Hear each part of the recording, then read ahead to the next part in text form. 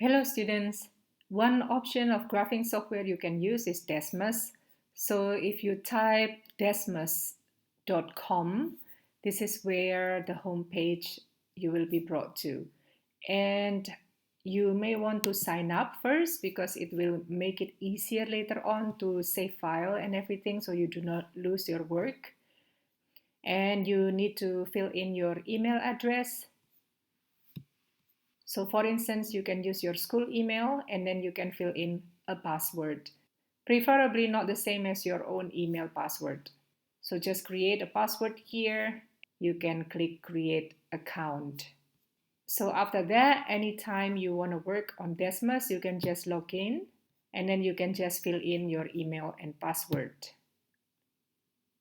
So what we need here is the graphing calculator on Desmos. You can go ahead and say accept here. Here is where you can plot your graph. So the first thing we are going to do is to add an item, which is a table. So you can either type your data here, or if you want to, you can actually just copy paste the data that you have prepared on Excel. So you don't actually need to insert a table. You can just go to your file, go ahead, highlight it, Command C, and if you go back here and paste it, Command V, then you have the data. The only thing is, on Excel, because of the German symbol, here you have comma. Meanwhile, in Desmos, you should actually have point, decimal point instead of comma. So that's something that you may need to pay attention to. There you go. Your data is already automatically plotted on the graph. So of course you can move your screen around using your cursor. And if you would like to zoom in or zoom out on the axis, one of the axes, then you can click Shift. And by clicking Shift, then you can actually adjust the axis scale individually.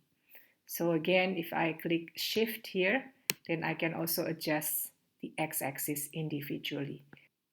I would like you to be a bit more thoughtful when adjusting the scale, because if it is too squeezed, it might actually affect your choice of function later on, which function you would like to use based on how the data scatter plot looks like. So again, try to make sure that it is appropriate. You can also adjust the scale on the graph settings. If you click there, then you can change, then you can adjust the interval of the horizontal axis and the vertical axis. And don't forget, for communication, you should always add a label for the axis. So this was years from 1900, for instance, and this one is population in thousands. So the label is automatically shown here. So good luck and try and plot your own data.